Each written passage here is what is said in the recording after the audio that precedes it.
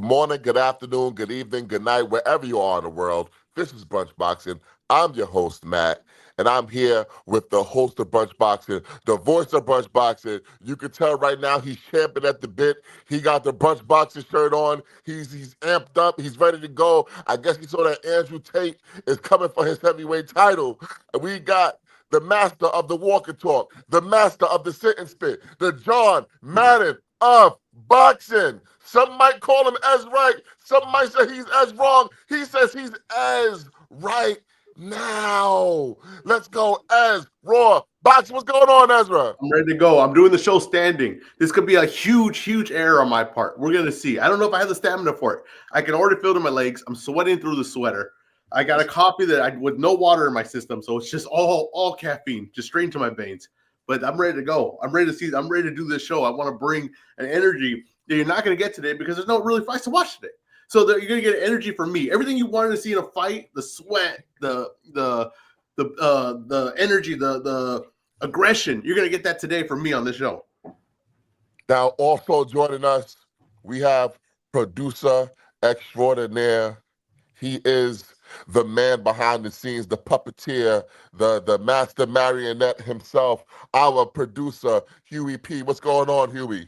What's good, Matt? What's good? How you doing today? Hey, I'm good, man. I'm excited about today's show. I don't know what the fuck Ezra's talking about. We got plenty of boxing I know what Ezra's talking about. Ezra's going to bring all the aggression on this show that Danny's not going to bring in the ring later. Oh, we'll see. We'll see. Because the Danny Garcia show signs off today. We say goodbye to Danny Swift Garcia. One of my favorites. And I don't know if you heard that zing on my phone, Ezra, just now. I don't know if you can hear sounds on my phone, but I just got a text. I just got a text from one of our listeners that says Ezra is looking extra handsome today. Exactly. Thank you. Oh, by the way, I got one of those anonymous messages after last week's show too. Oh man, Ezra might need a new nickname here. Ezra might need to be the face of Brunch Boxing. Well, hey, listen, he's the face when the ratings are bad.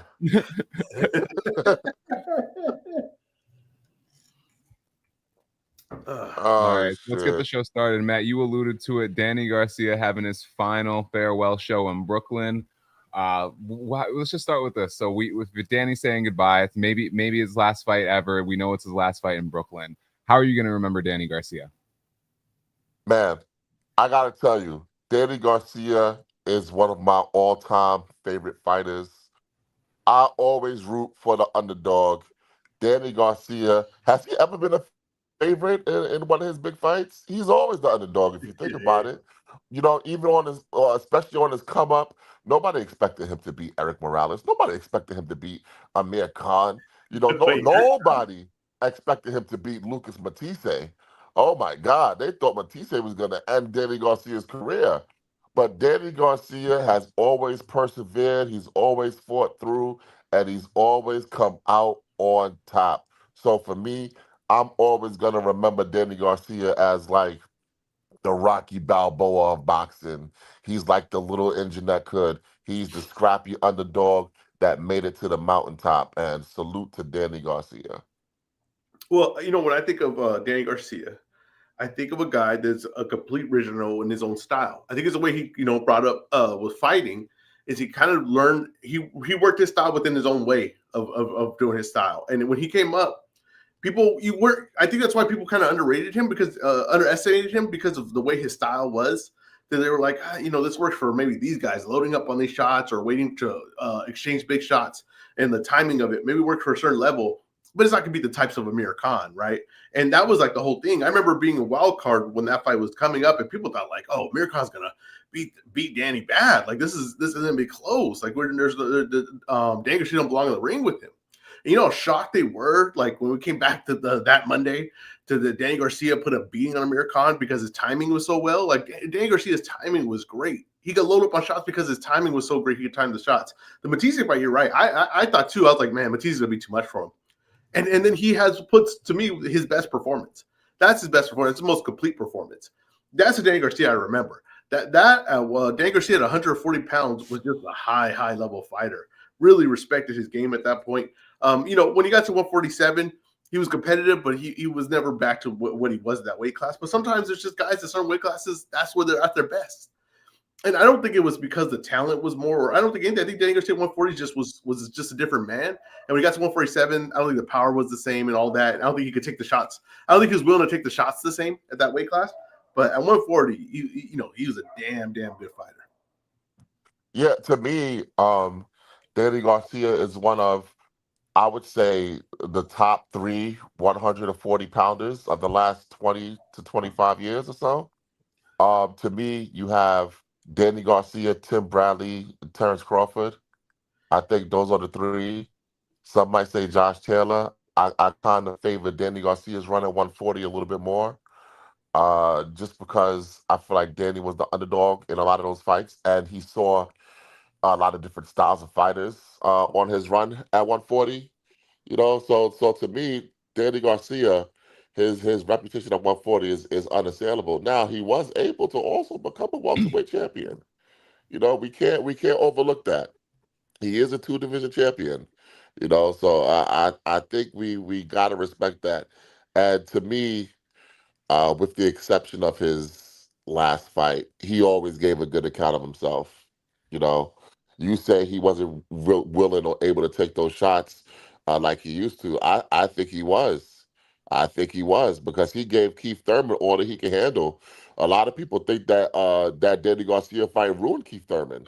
Keith That's a good Thurman was point. never the same after that Danny Garcia fight, and we know him and Sean Porter was a war too.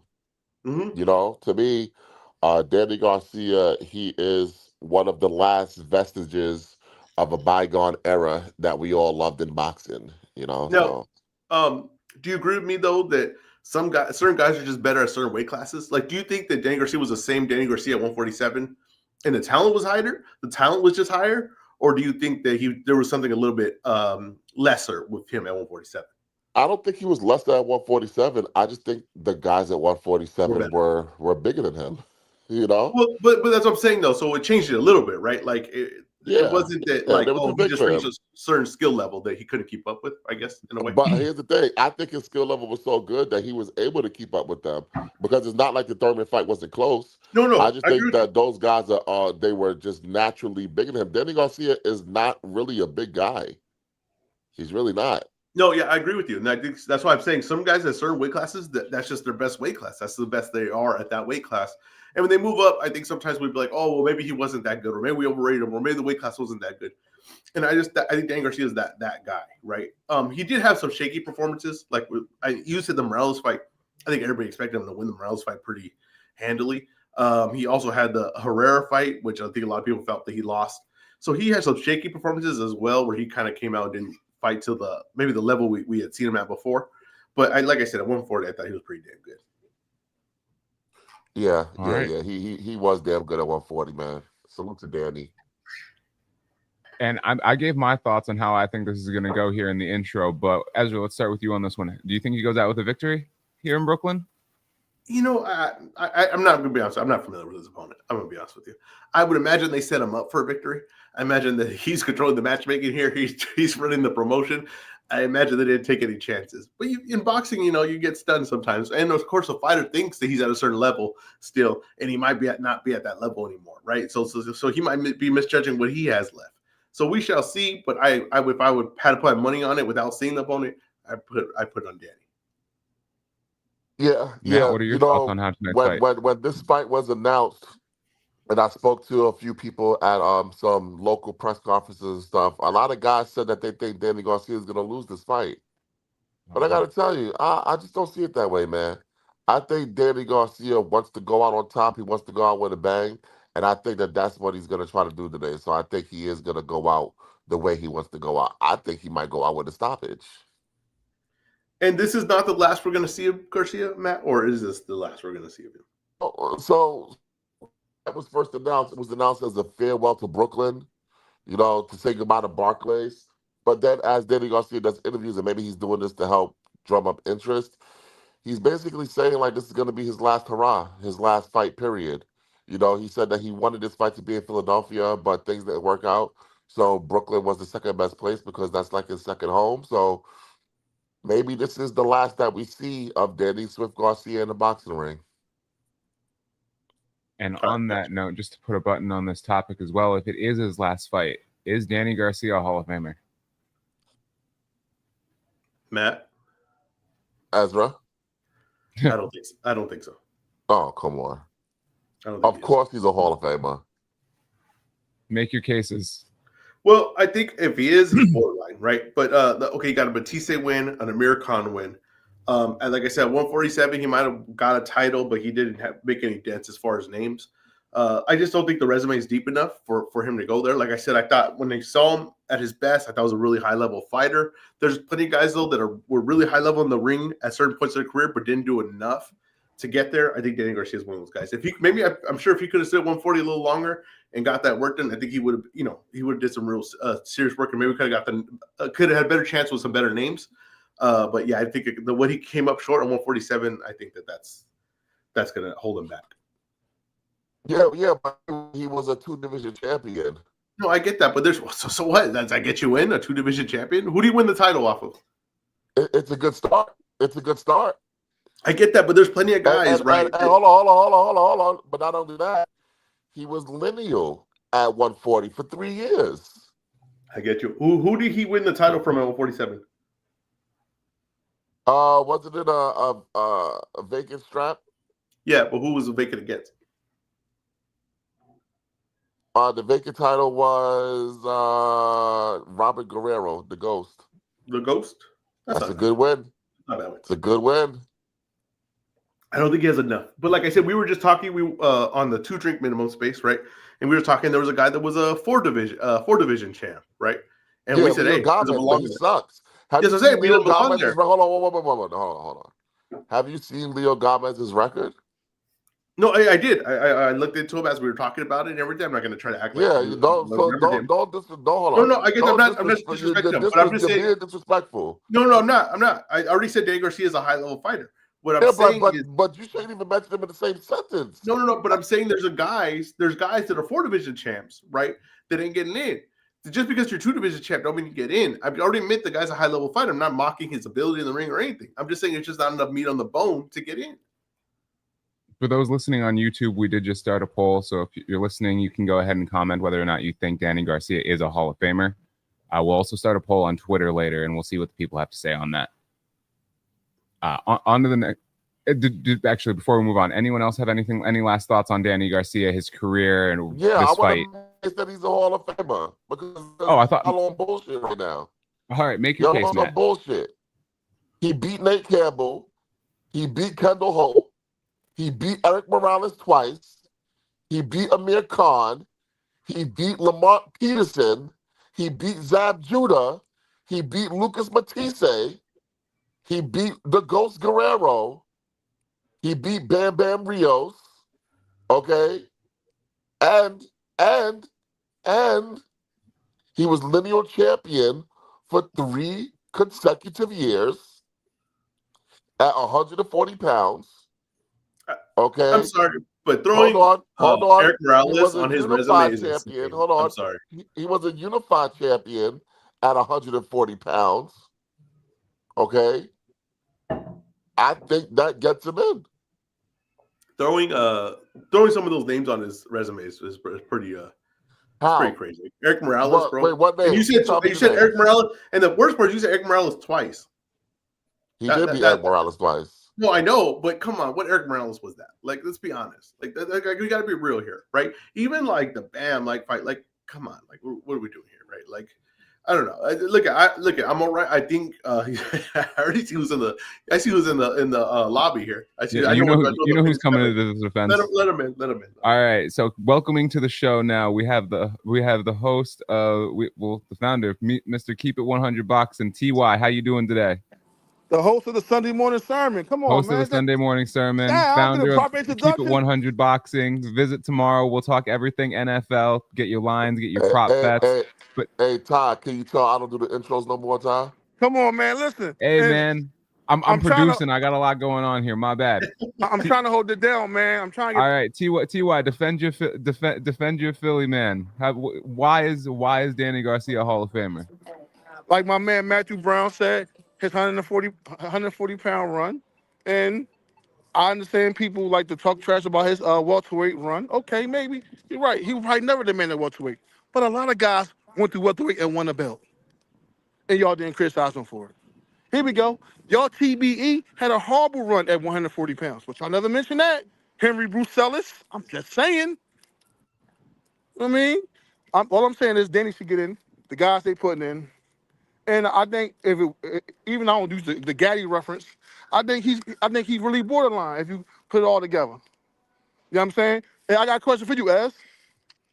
Who has a stronger case, as Danny Garcia or Sean Porter?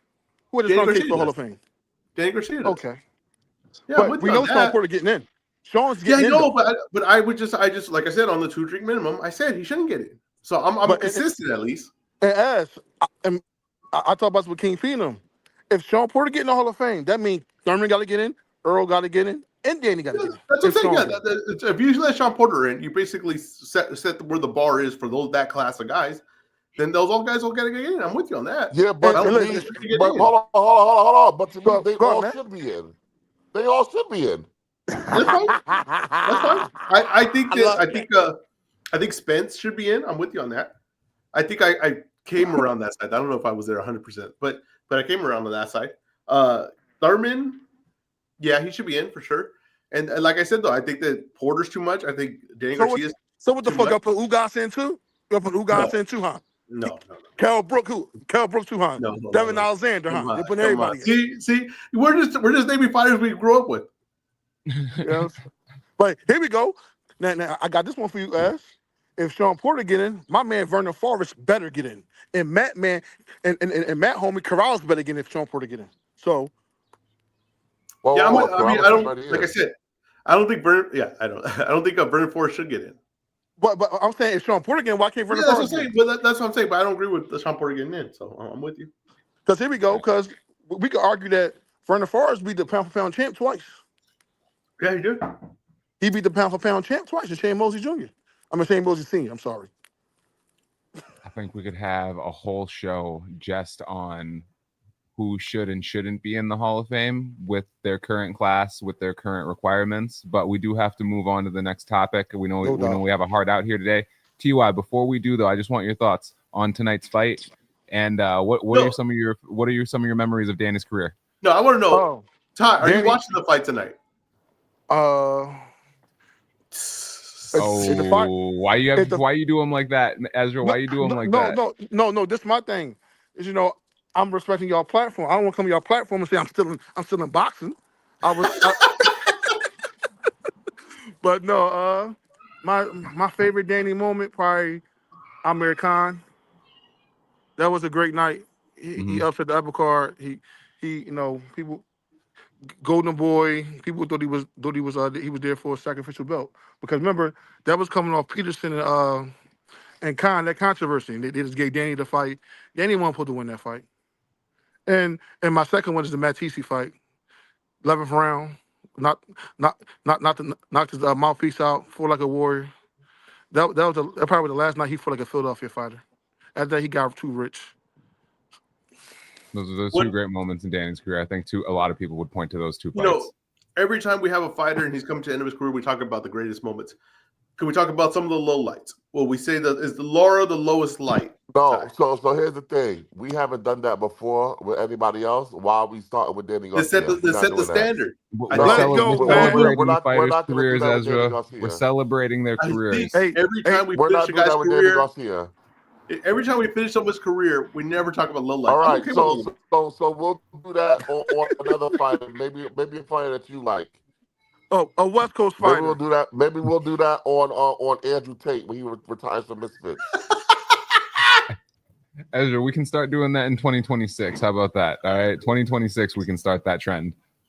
All right, on to the next one. Ezra, I know you were upset about this. Moses Satama, Alexander Usyk says he's not going to get a shot. What are your thoughts on that?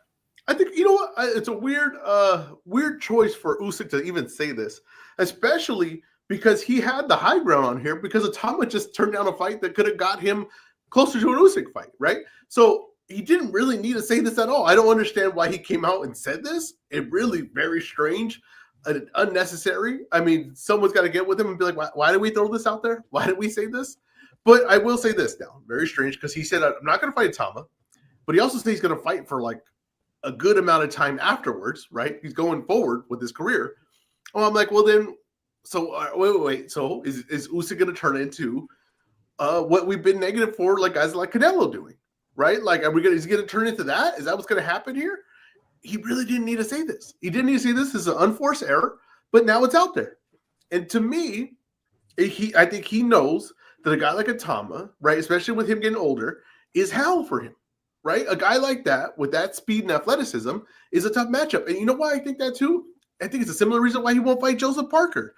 One name that he's not throwing around there that's been worthy of this title shot, should be next in line, is Joseph Parker. Because Joseph Parker has speed and athleticism. Right now, Usyk is he's settled into the heavyweight division. He's one of the hardest hitters in the heavyweight division. That's just the truth. But he has all this athleticism. So when he fights a guy like Joshua, he fights a guy like Fury, and he fights a guy like Dubois, it's, that's a perfect style right now for him.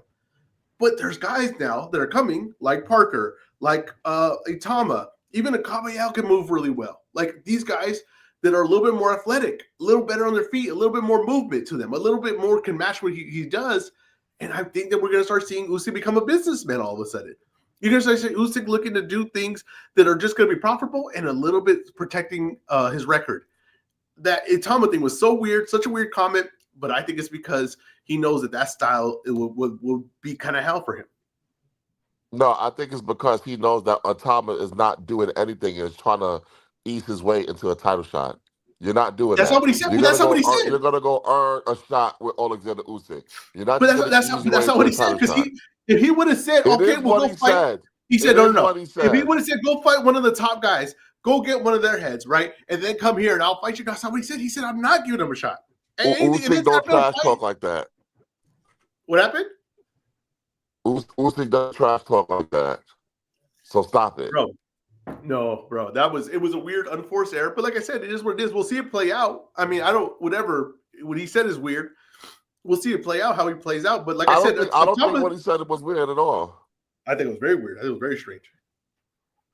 Does Atama deserve an Usyk shot? No, I mean, no, right now, no, right? Right now, no. But if you're talking about fights that are going to get people hyped up, right? Atama's going to be there soon. And Atama in a year from now? No, he's not. Nobody cares about Atama. Atama, at the end of this year, at the end of next year, is going to be the guy that's like, hey, he deserves a shot. Because I think he's about to, they're about to put him in there with tougher opponents, and he's going to get a name at the end of next year. And at that point, he will be due for a shot. He will be the guy to fight him. And I think that you're going to see Usyk say, nah. I think he's going to say no. And he's going to turn into what we're all negative about. No. I don't think Atama has earned a shot. I don't think Atama's going to earn a shot anytime soon. They're going to try to slow dick his way to a title shot. And I think Usyk is like, nah. No, it's not happening. It's not happening. Well, has he mentioned Caballero? Has he mentioned Joseph Parker, Usyk? First of all, he said that he has a fight that's in the works, but he said he cannot mention the opponent name because the fight is not finalized yet. Is it Joseph Parker, do you think? He just said he cannot mention the opponent's name. Yeah, but it's not Joseph Parker, right? Because Joseph Parker. So here's the thing. I think that it could be either Parker, Caballero, or a returning Tyson Fury. I think it's more likely Tyson Fury than any of those other guys you named. Mm-hmm. Could be. Because he knows he could beat Tyson Fury. He knows what that is. And that makes him a good money. I'm not going to argue that, right? That doesn't probably make him more money than those guys. But there's a point, right, where if I'm critical of all these other guys, I can turn and be critical on him. And like I said, if he's getting to a point where he's going to fight Fury again, which no one's asking for, we all know what that is. It's settled, right? And Fury hasn't even tried to at least earn it back, right? Like go and beat one of these top guys. Then he's now a businessman, Usyk, right? He's not about the money. But no one hold on. The Atama fight. Huh? No one's asking for an Atama That's fight. why it don't have to be Atama. I just mentioned 2 other names that are worthy. I mean, listen, if Parker beats Wardley next week, I mean, give me someone else that's more worthy than this man. There's not another name. He's more worthy than everyone right now. So that's what I'm saying. It's like I just was told a lot of things about Usyk. I was told a lot of things about you got to understand what he stands for, what that means to him, what fighting is to him, and it's not about the money. He doesn't even do this for the money. I was told a lot of lies. Okay, I was told a lot of lies.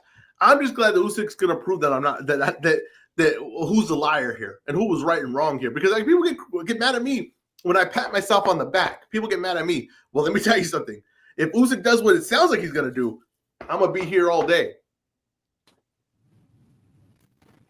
Let me ask you a question. Mm-hmm. Will you shut the fuck up if his next opponent is Capiel? Of course. I would have no trouble. So, yeah. I have a feeling you're going to have to shut the fuck up. All right. All right. All right. So this is something we've had in the news the last few weeks. Still nothing concrete on it, though. Teofimo Lopez versus Shakur Stevenson. Matt, I want to start with you on this one. How close are you to giving up on this fight? Done. I'm done. I don't want to hear about Tio. I don't want to hear about Shakur. I'm moving on. You don't want to hear about Shakur? Well, we know what happened the last time Matt went to a Shakur fight. ¿Habla español or habla inglés? Inglés. We know he doesn't speak Spanish. Inglés. Okay, English. I don't want to hear about Shakur Stevenson. I don't want to hear about Teofimo Lopez. It's funny to me. I'll tell you right now. It's funny to me. I thought that Shakur just beat Cepeda. I thought Shakur just did what we asked him to do, finally. Now we don't want to hear about him? Because he just did what we asked him to do. And you know what? This fight, like I said, I don't believe anything about Teofimo until he's actually in the ring. But I will say this. I know for a fact it's not Shakur holding up this fight. I'll tell you that right now. Shit. I know for a fact. For a fact. You don't know Shakur holding up this fight. I know for a fact. And listen, maybe Shakur doesn't get Teo because Teo's going to do what he's done for everyone that's trying to fight him, right? He's going to do what he did. That's just what he is what he is, right? People are what they are when they tell you. Just believe them. But with Shakur, I know that his next opponent will be, like I said, I know Shakur going forward is trying to get real fights. I know he is. I know he's trying to get real fights. And if he has to wait for Roach or whatever, he's going to get real fights. That's what he wants. Teofimo, I just think like I tell everyone, if you want your career delayed, if you want your career to join the circus, try to fight Teofimo. Because look what it did to Devin Haney. Everyone that tries to fight Teofimo, you end up in the circus. That's where Shakur's at right now. He's in the circus. I think that Shakur right now, I do want to hear from Shakur. I think Shakur is one of the guys that I take serious right now. But Teofimo, no. It's all on Teofimo. I don't believe anything with Teofimo, and I've stood fast on this with this fight, and everybody rumored this fight. I don't believe until he's in the ring. He's just not that guy. He's not a guy that I can trust. He's not a guy you can build a schedule on. He's not anything like that, okay? So I think you're going to start getting tweets from Teofimo. You're going to start getting all this nonsense of why this can't happen and the business and, they're not paying me enough money. The guy, I'm being honest with you, the guy has no sense of who he is, what the business is, and how much he's worth. He has no sense of it. And I think he's a little worried getting schooled in front of everyone. Let me ask you a question. What's the issue with this fight? Who the hell knows with Teofimo? You could name everything, all of the above. You know what I mean? He probably don't like the place of it. Probably don't like the money of it. Probably don't like what date it's on. The guy has a reason he don't like anything. I'll just tell you right now, you ever go on a trip with someone and they complain the whole damn time?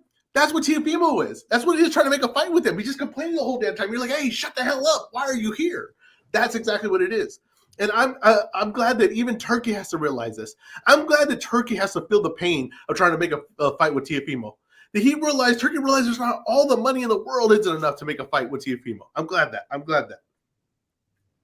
I just think something's going on for both sides. Oh, okay. I think something's going on for both sides. All right. And I'm getting sick of it.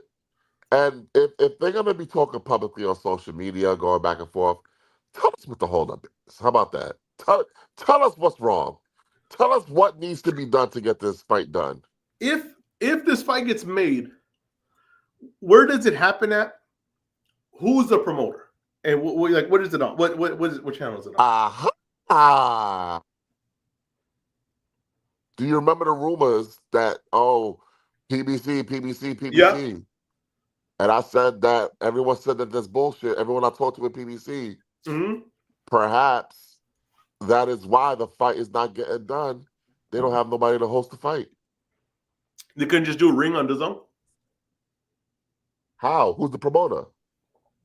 I don't know. Throw What's Eddie the on there. event? What's the event? Who's the promoter? Throw Who's the Eddie other on fighters there? on the card? How they been doing these What's events? the venue? What's the date?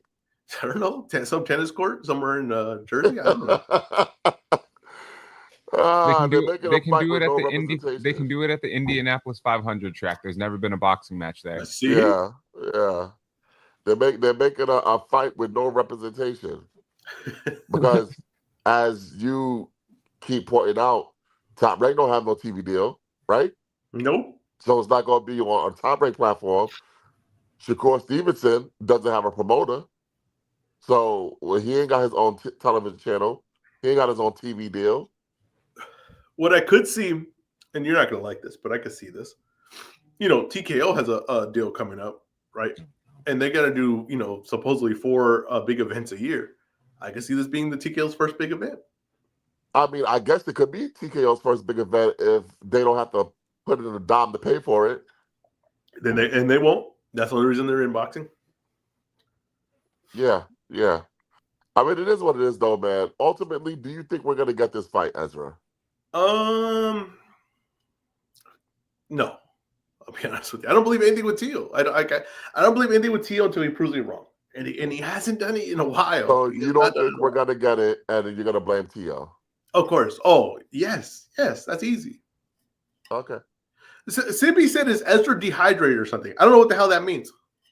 Because you're very frenetic right now. That's every day. I'll leave it at that. That's every day. Yeah, but why do you need to drink something every 3 seconds? I don't know. I think that's just like a nervous twitch. Yeah, just relax. Yeah, relax, bro. Relax.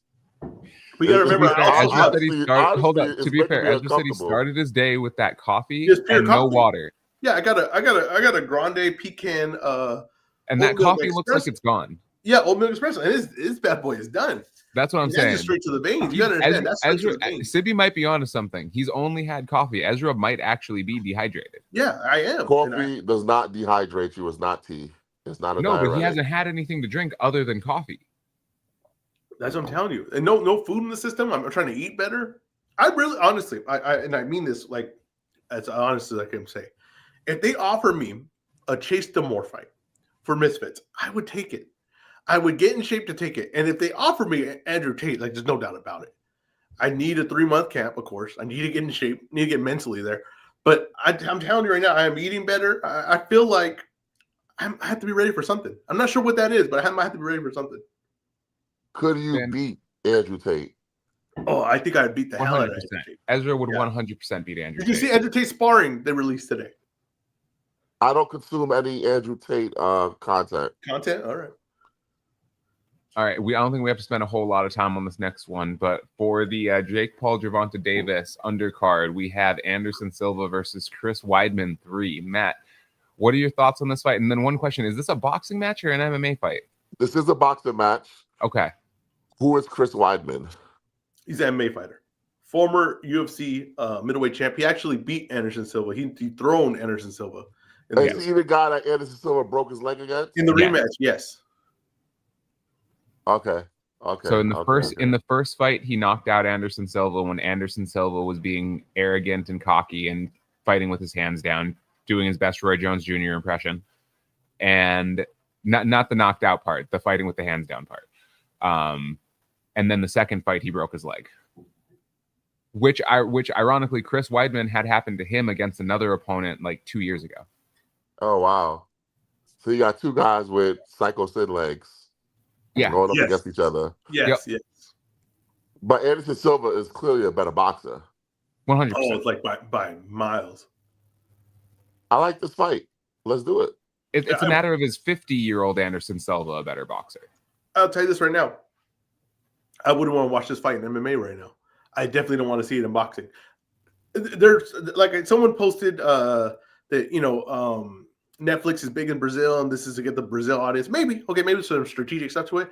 As far as boxing and as far as U.S. fans, this is nothing. This does nothing. This does nothing for boxing. I think it's wasted opportunity. I don't think you need this to get more viewership. You got Tank versus Jake Paul. If you need something to help with viewership, you got Tank and Jake Paul. There's a problem here. I mean, we got to be honest. I don't understand this. I don't understand where the growth is from this. I don't get what the next move is with either of these guys. It's stupid to me. Is this going to be on the main card? Is my question. Yeah, of course. What the hell? They're not going to prelim this. They're not bringing Anderson Silva, a name like Anderson Silva, on the card to not be on the main card. Yo, if Gary Antoine ends up on the prelims, I'm going to be really upset. Gary Antoine's going to be the co-main event. There's no reason Gary Antoine isn't the co-main. He's not the co-main. What? So what's her name is? She's on the card. Oh, shit, right. Gary Antoine's the opener. Of the main card. Main card. Oh, wow. That's Bro, awful. let me tell you something. This, like, what they had the chance here is funny because I think, like, to me, I kind of respect everything kind of Jake does. He kind of, well, as far as the promoting of boxing and the moves, like with boxing, he kind of does stuff that I'm like, I think that's the right move. This one, to me, is a mistake. This whole undercard's a mistake.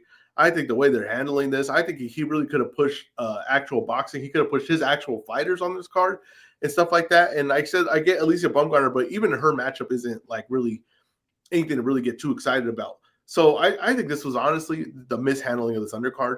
I really do. And I don't know. I think the way the way this card's built is not great. I'm glad about the Russell fight, but honestly, he should be pushing him more. But like I said, it's not his fighter, so why the hell does he care? He should push some of his fighters on this card. He should have used this to sign some guys too, to say, I'm going to get you all ready to start you off on something where you're going to be viewed by millions and millions of people. And I'm not seeing the creativity here. Yeah, I don't care for the undercard too much. I do like the Gary Antoine fight, obviously. I just hope it stays on the main card where a lot of people are watching. Yeah, we'll see that. All right, next topic on the agenda, Eddie Hearn versus Dana White. Matt, I'm just going to turn the floor over to you. Just talk about this, what you think about it. I think I missed this topic throughout the week. Well, you know, Eddie Hearn and Dana White have been having like a little back and forth in the media, doing little interviews about each other. Eddie Hearn said he's ready for the challenge of Dana White. Dana White saying, oh, Eddie Hearn, he's small time. He don't think big enough. I'm a big time promoter. These guys ain't on my level when it comes to promoting. I'm just kind of curious, you know, from Ezra. I know Ezra is a UFC guy. Ezra's an MMA guy. That's how we met him and picked him up off the street. No, we met you as a UFC guy. It's we not picked true. you up off the street. They try to tarnish my good name.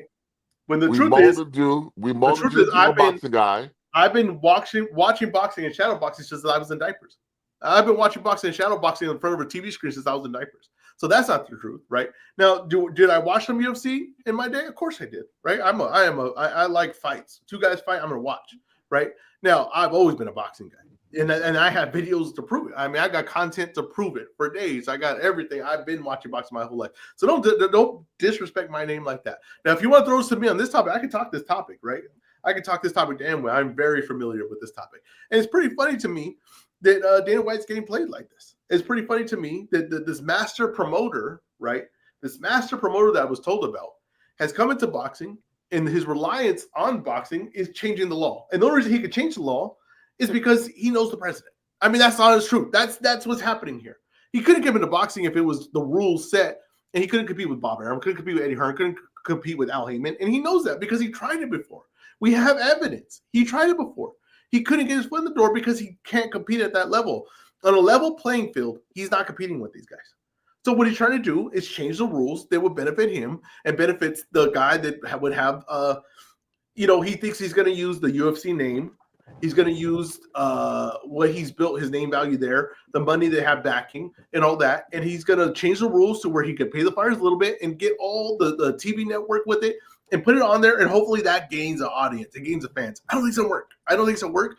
But also he's getting played because Eddie Hearn is choosing this beef in a strategic time because he's saying, okay, well, Dana White's going to come in here. He's going to start talking boxing. Let him start talking my name. Let him start bringing up my name. And Dana fell for it. He didn't have to bring this up. I don't know why Dana White brought up Eddie Hearn. No one was like, oh, Dana White, can you believe this? Can you believe it? Wasn't all these UFC fans like, look at Eddie Hearn, look what he's saying? No one was doing that. He brought this up, and now he's putting Eddie Hearn's name out in all these interviews, and now people are watching it, and now people are aware of this beef. Okay, Eddie Hearn is playing one thing, right? Eddie Hearn's promotion is based right now on what Turkey allows and does. That's the truth of it. What he's relying on is that Dana White and Turkey are not going to be able to work together. They're going to butt heads, and Turkey's not going to take a back seat to anyone. And he's going to give Dana White money, but he's also going to keep getting Eddie Hearn money. That's Eddie Hearn's game plan here. Okay.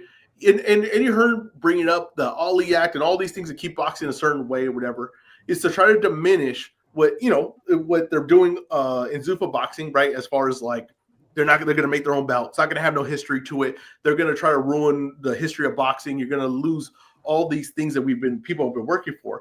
And also, you're going to do it at a low level because these guys are going to fight for this low level money. And it's going to be just for the promotion, but not for the fighters. And Eddie Hearn, I think smartly, is saying, I'm still doing it the way that we know, the way that respects the fighters, the way they get the big fights, the way for the belts that we know that matter. And I'm not doing this. Like I said, if Turkey stops paying Eddie Hearn, right, then Eddie Hearn's going to lose this battle because he put his promotion all basically on Turkey's back. He did. And that's we went forward. But he's relying on that Dana White and Turkey are not going to be able to take this to the next level because Dana White's going to say, I do it a certain way, and Turkey's going to say, no, we do it my way. That's relying.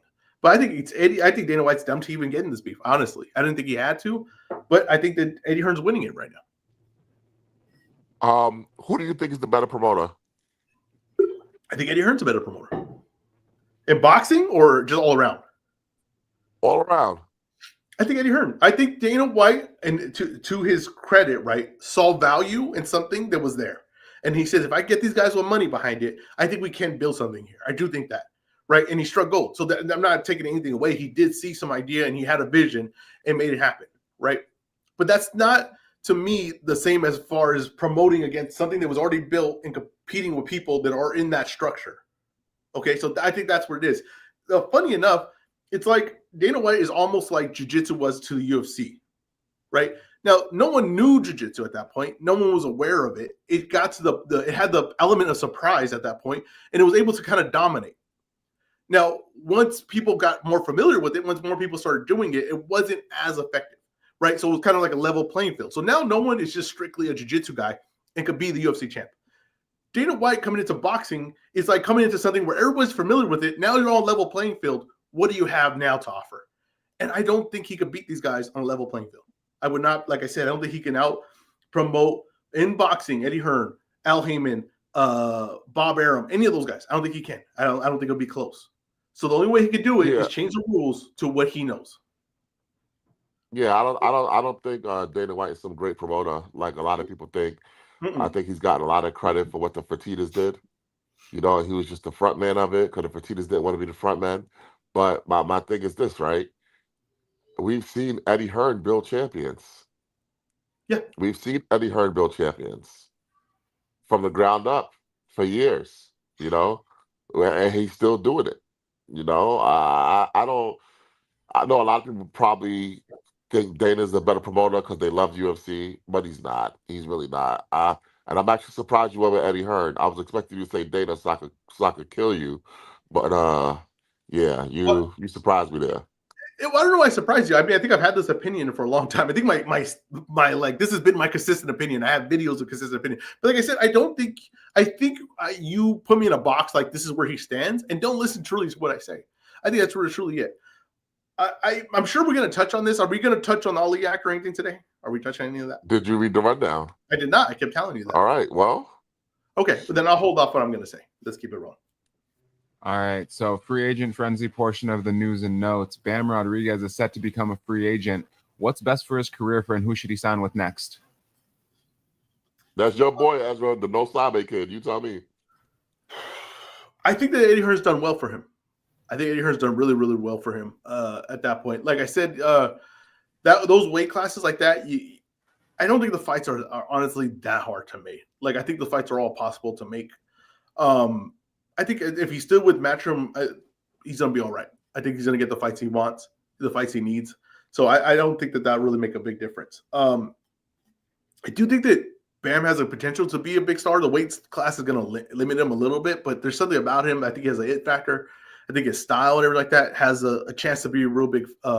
He has a chance to be a pretty decent sized name, and I think that could grow in like the next few years. I'm not sure Matchroom will necessarily be my choice to be like grow his name like that, but like I said, I think if he stays in Matchroom, he's going to get the fights he wants in the fights he needs. I think he should start with Top Rank.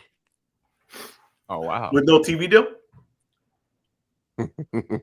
We're not getting to that again. Yeah, I don't want to talk about the just, TV deal. What fights do you see for him at Top Rank?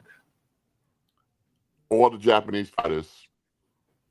He couldn't get that with has Eddie. The inside track. Okay. Top Rank has the inside track to Mr. Honda. They've been doing business with them for years. I think he should start Top Rank, and it's time to move to 1-18 and get those Japanese fights. He should be targeting Tenshin Nakawa. I agree with that. I do like that. I do like that fight, especially if Tenshin beats Inoue. You think that he couldn't get those fights with Eddie though? No. Okay. No. Interesting. I think he could. I think they would be more difficult to make. Okay.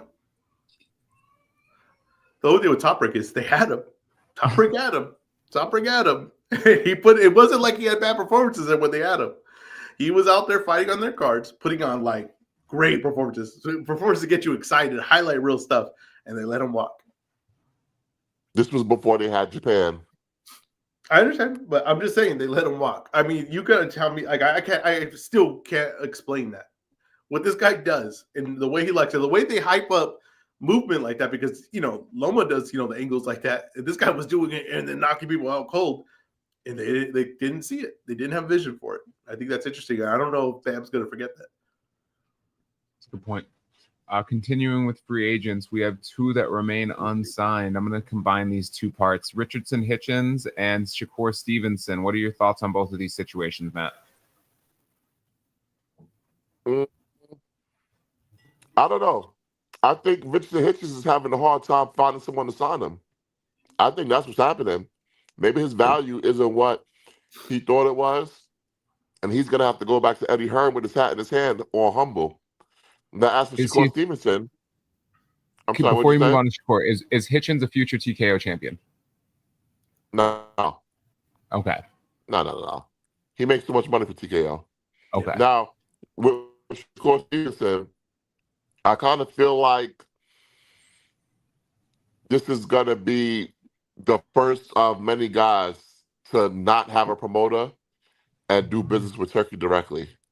He's going to put his career in Turkey's hands. And I think that's why you haven't seen him sign with anybody. I agree with Joe Shakur. Let me say with the Shakur thing. I think Shakur's with Turkey. I think that you might get that more often now. Is it guys that don't have necessarily a promotion, or just with Turkey, and then he'll fight on whatever Turkey cards put together, his ring cards, whatever. They'll put him wherever they want to put him. I think you're going to see that pretty common with some bigger names. I think that's going to happen. With Hitchens, I think you're right. I mean, I think that he just needs a promotion that's going to put him on cards. Just going to keep him busy. I don't think he has a star power right now, and I don't think he has enough momentum as far as name value to really garner a lot of attention. So I think they just go back to Matchroom, stay with Matchroom. I think they'll keep him busy, even if it's just on co-mains or whatever on these cards. That's what he needs to do. He needs to just rack up W's. That's like his career. He needs to rack up W's and be one of these guys where it's like, maybe his style isn't the most visually pleasing, but can you beat him? There's certain guys like these promotions, like WWE, you get a guy and you just build him a certain way. Like he fits this mold, and we know how to build this mold. That's what Hitchens is to me. He's a guy that style maybe isn't the most visually pleasing, but it just needs to be dominant. If it could be dominant, it could be effective, and you could beat guys over and over again. That's the way to go. I'm going to keep it a bean. I think Hitchens should go to PBC. Okay. I think do they want you go to PBC, you attempt to unify with Gary Antoine Russell. If you're successful, you move your ass up to 147, and you go grab them belts from Mario Barrios and Rolly Romero. Can I be honest? Something that I'm just thinking about right now. Maybe I'm wrong, right? Is it me or PBC? Is it me or PBC has kind of stood away from defensive fighters like that? Huh.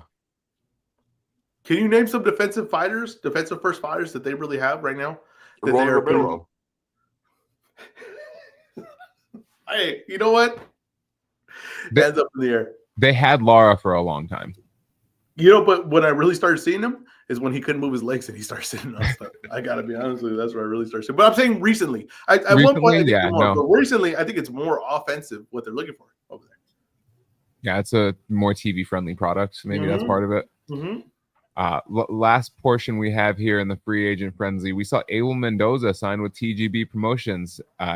One PBC debut happening soon. Matt, do you have any thoughts on this? And then I can't even believe you put this in the rundown. Will Mendoza break Floyd's record?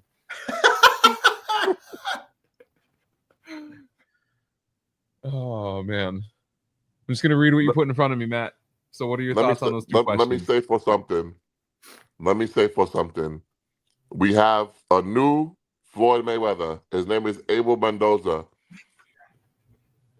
I can't wait. Matt, did you hit up anybody and say, hey, this is legit? It is legit. Okay. All right. I was just curious. Okay. It is legit. Okay. And his debut should be happening soon. It might be on the December 6th card. Oh, really? Oh, wow. Well, I hope that I hope the best for Mendoza. I thought he was a pretty good guest when we had him. I hope that they cover, his taxi cab story. I think that there's some meat on the bone there that they can put out there, some content to get to know Abel Mendoza. But yeah, I don't know. Like I said, when I see him fight, I'm not saying a world beater. I gotta be honest, right? I'm gonna be honest with you. I don't say a world beater, but like I said, his record is gonna look like something when you put it out there. So then let's see what they put him in. Is Abel Mendoza the first fighter that PBC has had that's been kidnapped?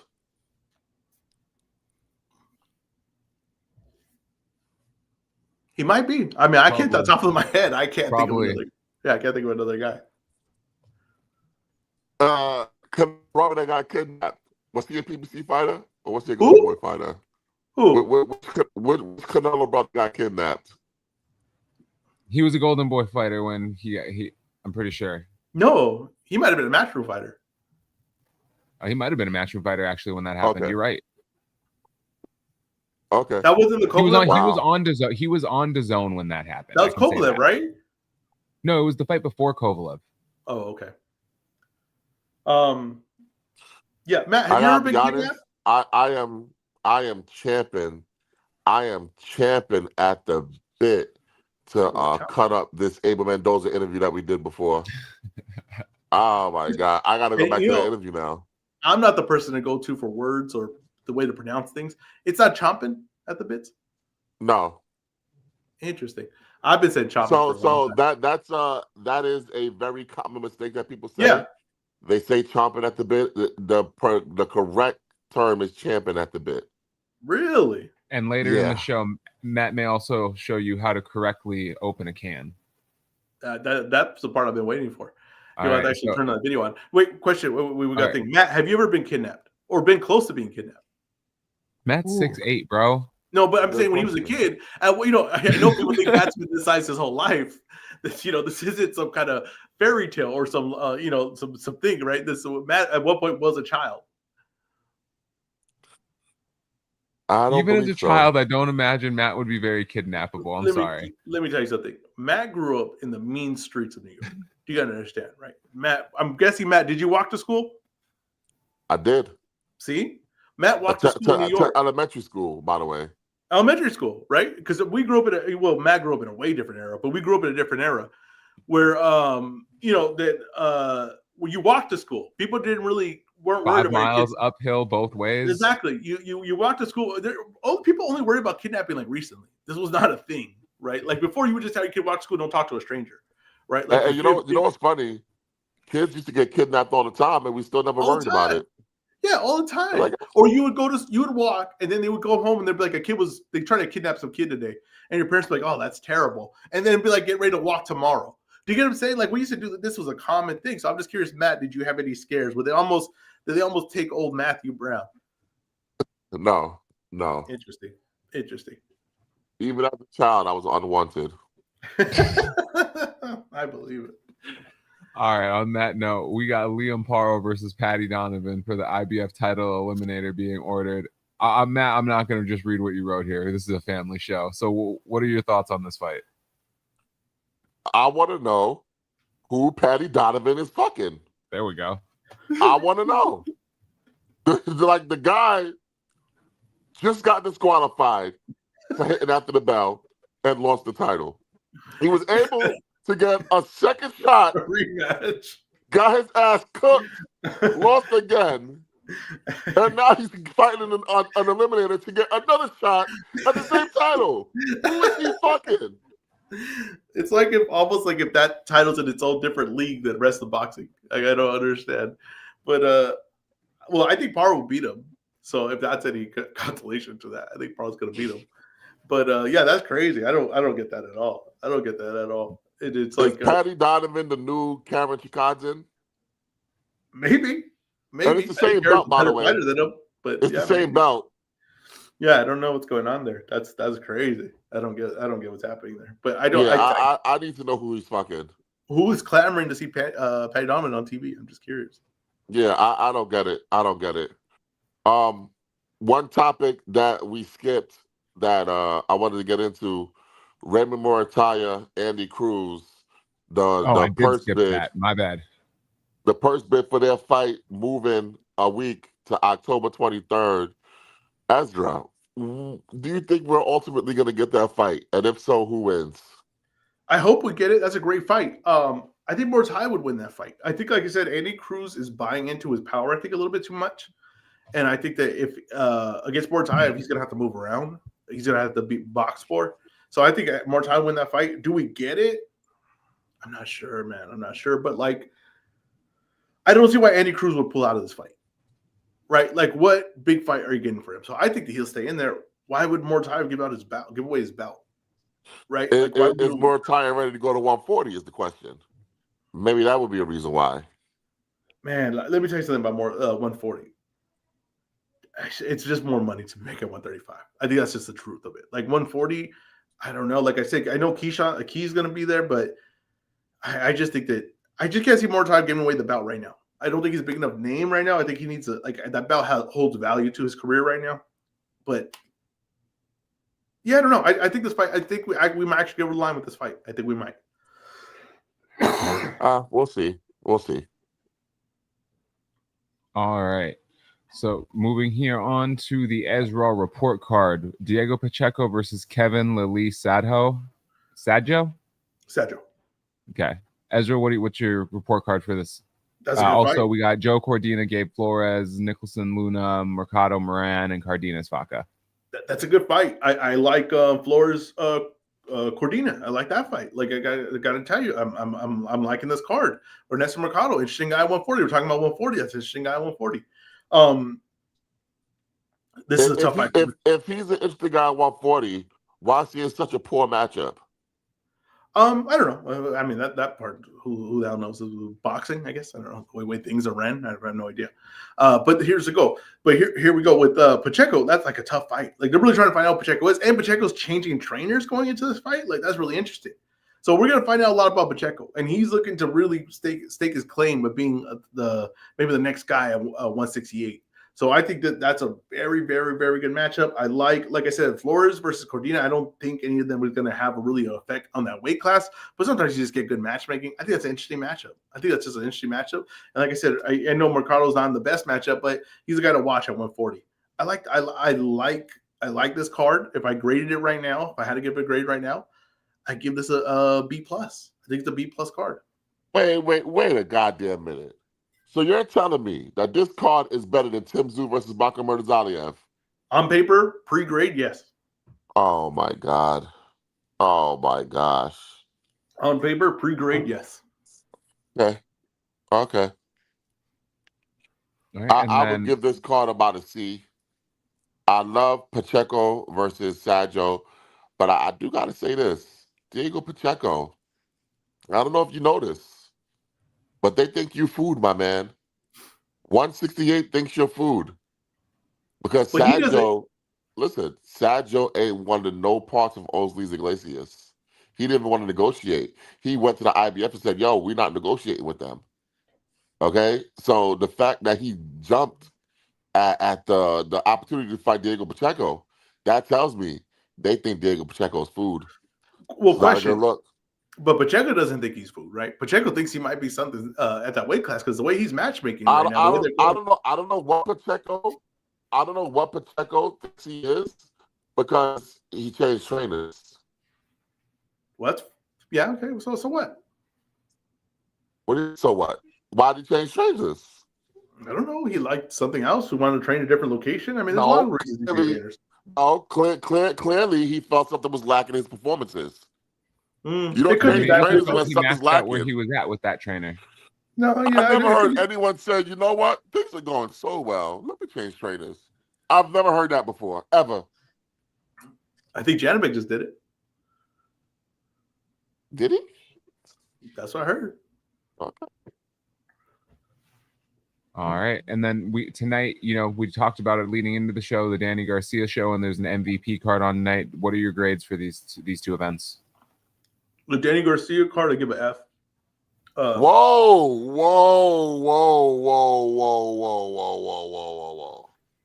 That card is not an F. Oh wow.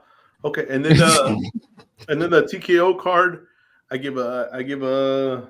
Hey, be respectful. It's MVP. Oh my bad. I give a D plus. Okay. Matt, you have any thoughts on this card? Wait. Based upon what is the Danny Garcia card an F? Based on I have no interest in watching it. Hold on. First of all, Ezra, do you even know the card? Yeah. There's all the names, and not one drew my interest. So not even a heavyweight. You have no interest. You have no interest in the big beefy fight between Damian Kaiba and Joey DeWetsko. No. Are you going to the card, Matt? Matt, are you going to the card in Brooklyn? Friend of the show, Don't ask me no questions. Don't ask me no questions. Don't ask me no questions like that. All right, Matt, you have any thoughts on these cards before we move on? I'm curious to see how Joanna Metcalf bounces back from her loss. She's fighting Crystal Rosado, who's a Meadows Serrano's fighter, and Rosado's supposed to win. Rosado's like a minus 300 favorite in that fight. So I'm kind of curious to see how Chicken Metcalf bounces back and if she can get back to contender status, or is this the end for her? That's what I'm really curious to see. Is Chicken Metcalf the opposite of Patty Donovan, where he loses, they give him a good thing to get right back in there, like 2 times. She loses, they remove her from the rankings completely. Yeah, it's a little weird. A little weird. It's a little weird. Ezra and Matt, I'll open the floor to both of you. Any bets for this weekend? Oh, raw hard cash? Oh, I got raw hard cash for you. All Let me tell you something. Raw hard cash, nothing to do. Earn the people some money, Ezra. Earn the people some money. Let's do it. NFL. You know, my NFL picks always come close. I don't know what that noise was, but I'll go. Let's go. I got 4 laid parlay. Los Angeles Rams versus Jaguars, and I admit that's a tough game. That's probably the toughest one on this whole thing. It's in the UK. Those are shaky. It's early in the morning. The Jags are good this year. It's gonna be it's a little tricky. We got the Chiefs over the Raiders, the Bills over the Panthers, and the Lions over the Buccaneers. Now I know the Buccaneers are hot. I know that. Whoa! I know that Wait! Wow. You're going up against Shake and Bake. I'm going up against Shake and Bake. I know Shake and Bake is probably the favorite to be MVP right now, but I think the Lions are going to introduce just a little reality this week. Just a little reality this week. I think it might be a little bit of reality. Shake and Bake. Yes. Hold on, wait. So that line secondary is going to give Baker Mayfield problems. Let me tell you something right now. I think there's going to be some reality this week. The Lions have their linebackers, their defensive line. They're fast. They're aggressive. I just don't think you're going to be pulling away running for 14. I don't think on 3rd and 14 he's getting a first down running. I don't think so this week. And you know, it's actually 2 MVP candidates in this game because people are underestimating what Jared Goff's been doing. So I'm just telling you right now, I think the Lions are going to introduce a little bit of reality this week. Just a little bit of reality this week. All those four, once again, the Rams, the Chiefs, the Bills, and the Lions is plus 206. Not amazing money, but I feel good about it. Yeah, I just got Danny Garcia by knockout plus 235. Plus 235 for Danny Garcia by knockout? Yeah. Yeah, I was surprised you didn't have Danny in your parlay. Bo, I'm going to be honest with you. The first time raw hard cash history. Easy. I had the same thought. The other way. Bet what Matt said. It's like you can say all you want about the Lions secondary, but the Bucs also don't have any receivers. Yeah, they're no receivers. But like I said, you know how we say that some receivers are quarterback proof? Baker Mayfield is receiver proof. I like that. We'll see. All right. Booking the territory. Matt, I don't know what this means, so I'm going to hand it over to you. The Boxing Inquisition and Infinity War. Oh, yeah. Hey, well, you see the topics. Well, you don't have to know what it means, but we're going to get into it. You see the topics. Just cue us up and let us do our thing. Go for it. I can't see the topics, man. He's saying there's something below it. For booking the territory, there's no topics below it. Oh, man. Oh, here we pulled it goes from booking the territory to talking about Ricky Hatton. Yeah. This is booking the territory? Yeah. Wait, what? Okay, I'm confused too. Okay, you see, Ezra? All right. Yeah. All right, Matt. Ricky Hatton's death is ruled a suicide. What are your thoughts on the social media response?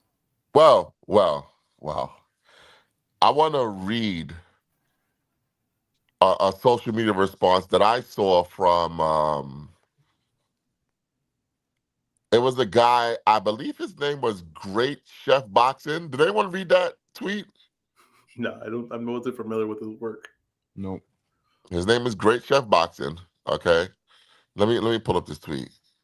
It says, Ricky Hatton's death is a tragedy, but suicide is one of the most cowardly and selfish things a person can do. The aftermath and trauma is imprinted on others for life. And before y'all trip out on me, there's been a suicide in my life. Why? I don't. Why? Okay. Why tweet that, Ezra? I don't know why. I don't know why he tweeted that.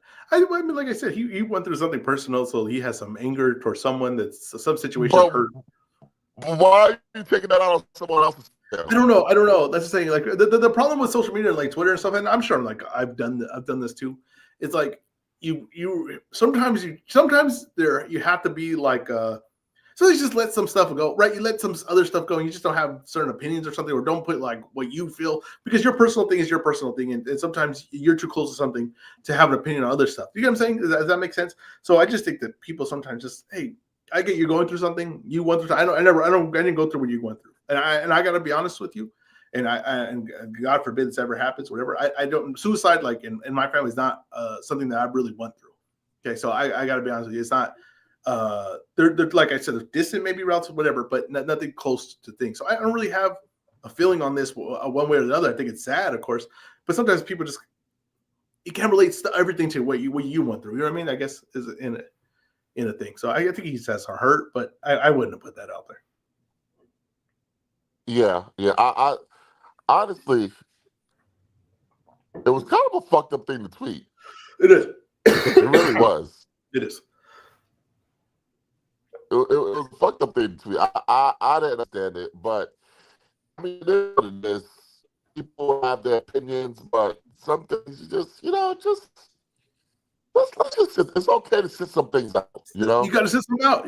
Some out. Yeah, I see who's in the lobby right now. I'm curious. We got the return of the host of the Sunday morning sermon, Mr. Keep It 100 Box and TY. What do you have to add here? That's what you're trying to get in shape. That's what you're drinking protein shakes and what's up with you, bro? I told you, I'm getting ready. I don't know what's coming, but something's coming. For Salt Poppy? He's trying to fight Matt for control of brunch. I don't know what's coming, but something told me you better get ready, and I said, all right, I gotta listen. I told you I like you with Salt Poppy. They was hating on you, Ez. I can tell you. Yeah, Ezra, I was wrong about that. You probably could have beaten Salt Poppy. My bad. I'll start shadowboxing right now for you guys. You guys don't believe me. All right. We saw Arturo Gatti Jr.'s sister Sophia start a GoFundMe page. Matt, what are your thoughts on the whole Gatti situation? Bro, I gotta be honest with you. I'm tired of the discourse surrounding the Gotti family. Okay, it started many years ago when Arturo Gatti killed himself. The death was ruled a suicide. Okay, and then you had people in boxing. Guys like Dan Rayfield, guys like Lou DiBella. Oh, Arturo Gotti would never kill himself. That girl, his wife at the time, murdered him. She murdered him. He didn't kill himself. Okay. So if you don't think Arturo Gotti killed himself, right? And you think that this woman murdered him, what possible reason do you think that she had to murder him? Huh? What was the reason? Did anyone look at Arturo Gotti's arrest history before he died? He was arrested multiple times for beating the shit out that girl. So what you're saying is that he didn't kill himself.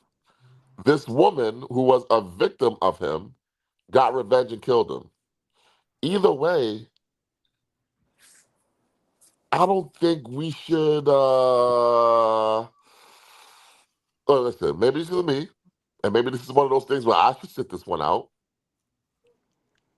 I kind of feel like if an abuser gets killed by their victim, it is what it is.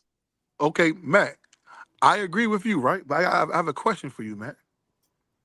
You watch Law and Order much as me. What will Olivia do? She's still going to jail. It doesn't matter. And Yeah, we but I watch don't like that. I don't like But stuff like that. I'm just saying, even though one more time, I say one more time, I agree with you. She shouldn't go to jail if she did it. She could have killed that nigga. She could have killed him in front of the president of the United States. She shouldn't go to jail. But what I'm saying is, technically, if she killed that man, she what happens in real life? You go to jail. That's all I'm saying. Yeah. And I don't agree with that though. So me, I listen, I'm a street justice kind of nigga. Cause sometimes the law don't catch up with what's right and what's wrong. You know what I mean? So Mm-hmm. me, I definitely believe in that street justice sometimes. Like I think everyone should kill their local pedophile. Like it is what it is. The laws are never going to catch up to that to the satisfaction of me. So I believe in street justice. So if he was beating the hell out of her and she decided to kill him, then it is what it is. But my thing is this, right? And this is why I'm a little ticked off because so first of all, suicide is hereditary. I don't know if you Whoa, guys Matt, know for this, real? but yes, oh yeah, suicide is definitely hereditary, right? So if the son killed himself. They said they found him hanging in a room in Mexico. The son killed himself, right? Very, very sad situation. You don't think it's a sad situation for his mother too? You think a mother killed? Matt, You was she think a the? mother killed her own son? No, I'm Wait, about to wait. ask. I'm about to ask you. Is that her son, the young boy that got Yes, killed? Okay. yes. That's No, her no, no, Wait, son. wait. Hold on, hold on. I thought it was by a previous marriage or like his baby mom or something. I didn't know that was his. I'm confused. I'm confused here. Maybe I'm not familiar with the story or what's happening here. I don't get what you mean by that. Do you think she killed her own son? What do you mean by that? Because the GoFundMe, Sophia Gatti wants an investigation into the death because she's accusing Amanda Rodriguez, who is Arturo Gatti's ex-wife and the mother of Arturo Gatti Jr., of killing Arturo Gatti Jr. Oh, really? Oh, okay. I was confused. I thought they were still talking about the Trogati senior situation. No, she's Oh, claiming that she killed Arturo Gatti Jr. Oh, so oh, And the daughter not the daughter not the wife daughter, right? no, Okay. oh, the daughter's from a wow. different marriage. Oh, Okay. wow. That's crazy. Oh, I didn't even know that was going on. Oh, that's insane. I have no idea. I don't really have an opinion on this one. I think I'll sit this one out. I got to be honest with you. Yeah, so my thing is this, right? Yeah, all right. So you're gonna start a GoFundMe. Oh, because we want to open an investigation. We want to do this. We want to pay for this. We want to pay for that. Then you said, oh, you want to pay for the body to be brought to Canada and pay for the funeral. My nigga, you're not the next of kin. His mother is his next of kin. So you don't even have custody of the body. So why are you taking money from people to fly a body that you don't have control over? To have a funeral that you have no control over? Like, to me, it just seems suspect and a money grab. Here go Matt. Well, you similar to me, Ezra. You different. That's why they say you should. Everybody, before you die, get your affairs together.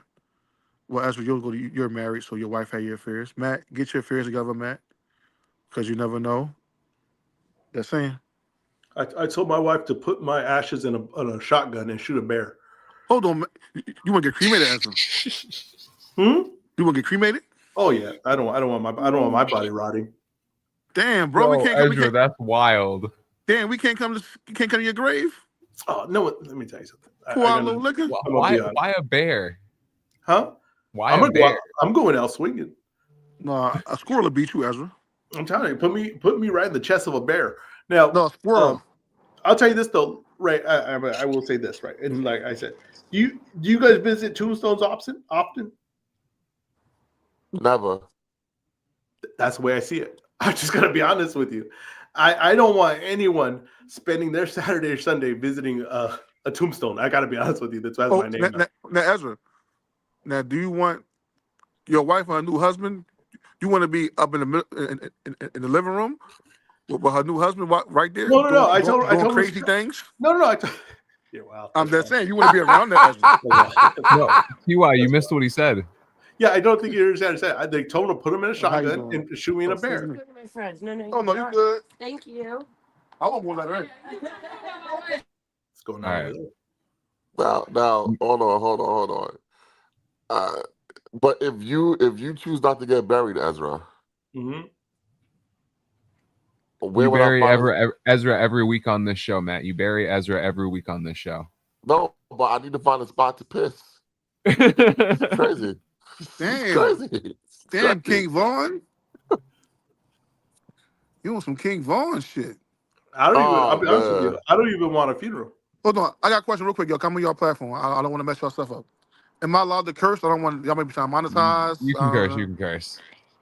But I know some words you can't say on YouTube, so I'm trying to clear. We're past the first 15 minutes of the stream. You're fine. Okay. Well, don't use no slurs. Yeah, no, I'm not. No slurs, no N words. This is still being recorded. I mean, and what's the name? You can't use the unalive word. You know that, right? Oh, why not? I'll use that word all the time. You can't use the S word. Nah, I'm gonna use that word. We just did a segment. I think we just did a segment where you said like as you know, I be on YouTube a lot. A lot of guys they say unalive. They don't say the S word. Yeah, but I'm not one of those guys because you know what? Listen, here's the thing. I'm not a homophobic slur. I'm going to use the actual word. But goodness gracious, what are we doing? Matt, the California State Athletic Commission voted on the Muhammad Ali Act this week.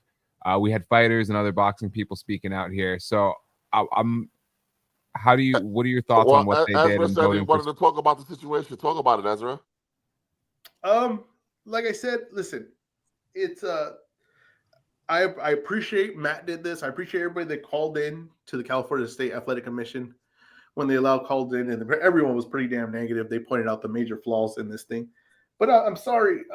I appreciate the effort. I appreciate all that. That was done before it was ever even brought up. I'm going to be honest with you. This right here is a political thing. This is beyond, people's boxers' opinions. And I'll be honest with you. The truth is that no one cares about the sport. The sport isn't baseball. It isn't football. It isn't the NBA. No one cares about it. No one's going to protect it. And this is right here goes all the way to the top. It goes all the way to the top. And it's because of where we're at. And I know people like talk politics, all these things, but you can't avoid it. I mean, I'll be honest with you. You can't avoid it right now. And boxing is in the middle of it all, right? It's in the middle with the Saudi thing, because that Saudi thing is not just in boxing. It's in all the things at the top, highest level. That money is there. And with Dana White and the TKO, and they're on the good side with Trump, That's why this is going to get pushed through. And that's why they got the TV deal, like I said, right, that they got is because of that. And the reason they're going to be able to do all the things that they want to do is because who's president right now. They never cared about your opinion. This was already settled. This thing is done, and this is going to pass. The one thing that I think, Matt, you agree with, and I, in my opinion too, is this was always going to go through. There was never no stopping this, right? You agreed with that, Matt. You knew that as soon as they announced this was going through. Yes, right? yes. Yeah. So this was never up for debate. This was never up for we can battle this. I'm sorry. And I appreciate people that do that. I appreciate there's a place for those people that are willing to fight and do that you need that. But they ain't gonna stop this. This is gonna change. The sport will change. They are gonna change. Let me ask you a question, Ezra. Mm-hmm. Do you regret voting for Donald Trump? First of all, okay. See, stuff like that pisses me off. Let me tell you something that pisses me off. I have never voted for Donald Trump. Never. And I want that to be clear. I have never voted for Donald Trump. I would never vote for Donald Trump. I've never even voted Republican, I'm going to be honest with you. But stuff like that pisses me off.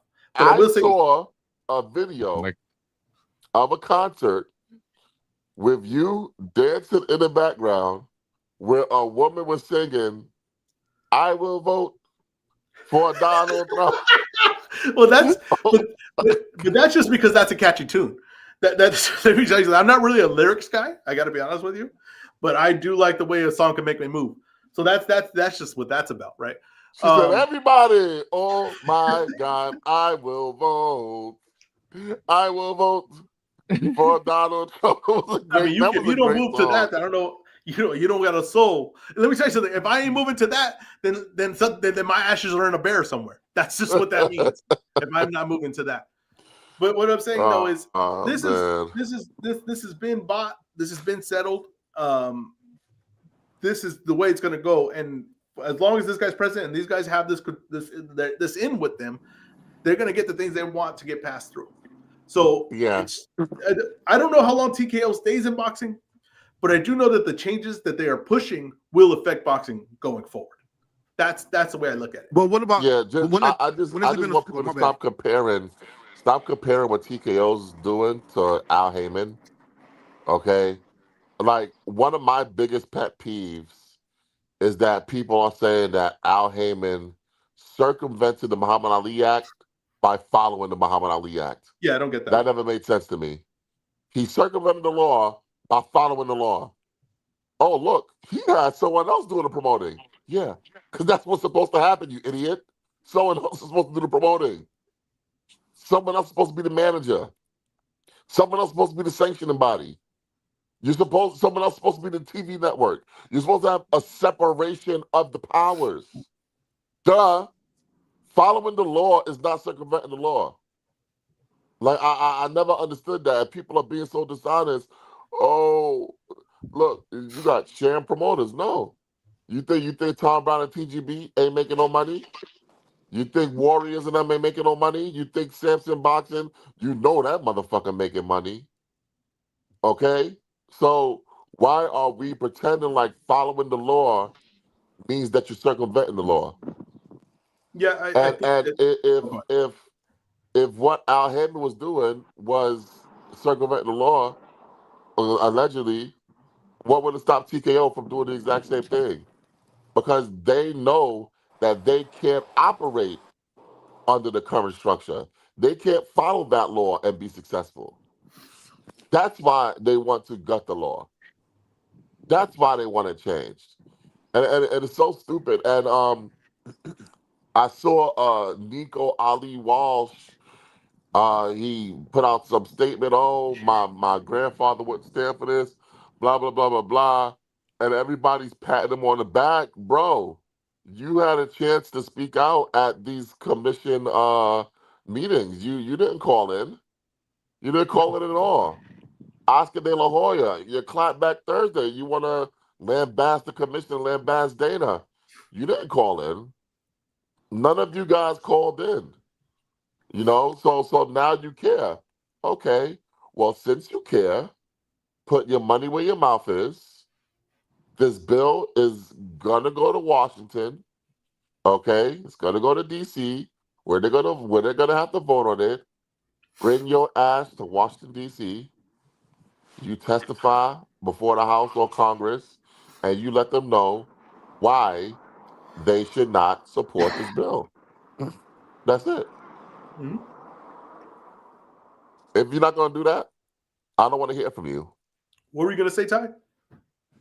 No, I was just saying. You think it's going to affect on the top level anytime? Because do you see anybody signing with them? Like, y'all see guys come out the Olympics signing with TKO?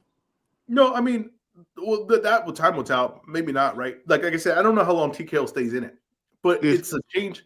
It's an opening and a change in a rule that anyone could take. It's not just TKO. Anyone could do this, No, no, right? no, So, no, no. I get that. I'm thinking. I'm listening. Usually they got the TV network. They got the money behind them. yeah. No, I'm with you. I get that. I'm just saying though. I don't know how effective they'll be at it. We'll find out. Time will tell, right? But what I'm saying is that once you do this, you create the opening for everyone. So I don't know how long. Like that's why I say I don't know how long they'll be in here, but I know that the changes they made will affect boxing going forward. I don't And think. I don't think Dana gonna be in boxing long. I just think he there because Turkey want him there. But I don't think he's gonna be in boxing long because I just think maybe it might change. Boxers' attitudes are different than MMA guy attitudes and how from how they come up. I don't got people who flocking their sign with Dana White. I just don't got it.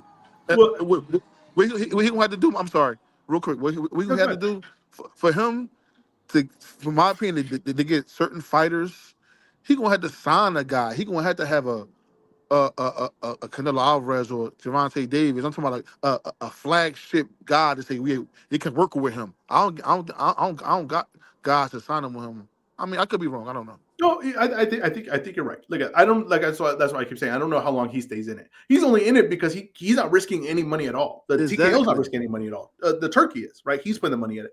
And Facts. like I said before, I think Turkey just bought all the competition. I think he got Dana White. I think he bought Eddie Hearn. I think he bought Bob Arum. I think he bought all these guys to say, okay, I control everyone, so I'm in control, right? And I think that's what it is. But this is not passing for no reason. There is and promoters and managers and all the guys that are businessmen are going to see some opening with this that is better for them. This is just saying it's more in your favor than it is the boxers. So there's no way that these guys don't use it.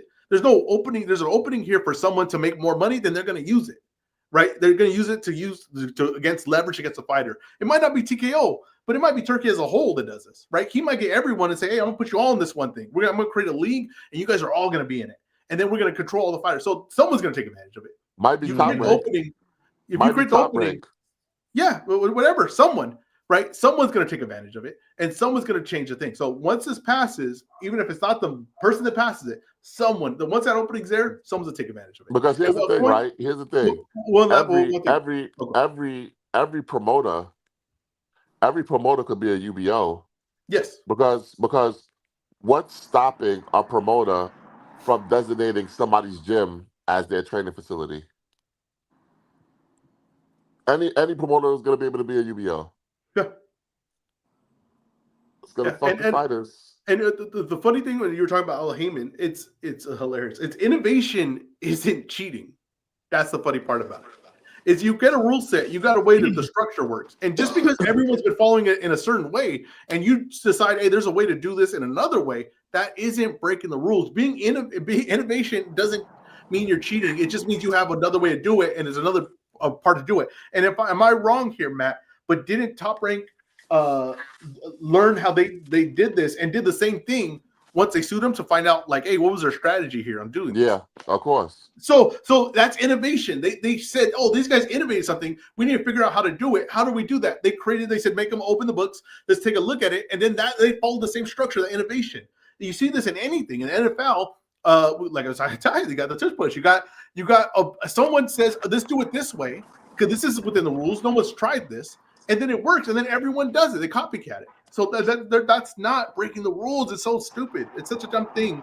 But I think we know why. If one person does it, that innovation is looked at like, oh, they must be cheating.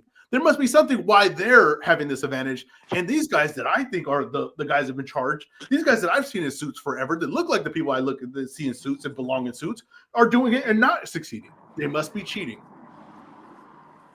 Is it because I'm black? Uh-huh.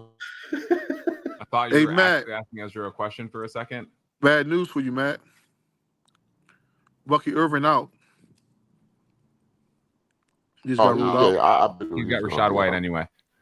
Ezra, it's your day to end the show. So we want you to talk about Top Rank now. Explain why you feel you're right about Top Rank. Well, I'm 100% right. Now, like I said, I'm right about a lot of things, and people be like, "Oh, he's crazy, he's wrong," all these things, right? But that's all right because I see far ahead, right? I see all the moves we make. Like I told you, that all these things are going to happen with all these things. I called this a long time ago. We could replay the clip sometime. I said as soon as Top Rank came into the deal with ESPN, they don't have a TV deal in place. They don't. They were trying to get a TV deal. They were approaching people to say, "Hey, can you guys interested?" No one was interested. They didn't have anything in place. And I said that, and I said they're in a bad spot here. And I thought it was weird when Brian Norman signed a deal with them. And I said, "Oh, he signed a thing with the people that don't have a TV deal." And I was told, "Oh no, you don't think they don't have a TV deal?" I was told that, "Oh, they of course they have a TV deal in place. They're just not announcing it yet." They probably told him the TV deal. Well, like I said, wherever Brian Norman Sr. was talking, wherever you don't trust the space or you don't trust the podcast, that's fine. But they brought up to him. They said, "Why'd you sign a deal with them if they don't have a TV deal?" And he said, "Oh, well, we didn't sign no deal with them. It was because of this, this, and this." Now he might be lying, right, on whether it did. But he could have easily said, "Well, there's plans laid out," right? He could have said that. He could have said, "Well, there's plans laid out. We got, we trust Top Rank," or that. He didn't say that. He didn't say anything about a TV deal. He kind of tried to back away from it because it does sound kind of dumb signing someone that doesn't have a TV deal. I don't think Top Rank has a TV deal. I don't think that there's a TV deal coming. I don't think anything lined up. Now, will they eventually maybe take a deal with like a DAZN or something like that? Maybe. But it's going to be a lot less money, and I don't think that they like that. I don't think that they feel like they can operate business with all the names they have under that deal.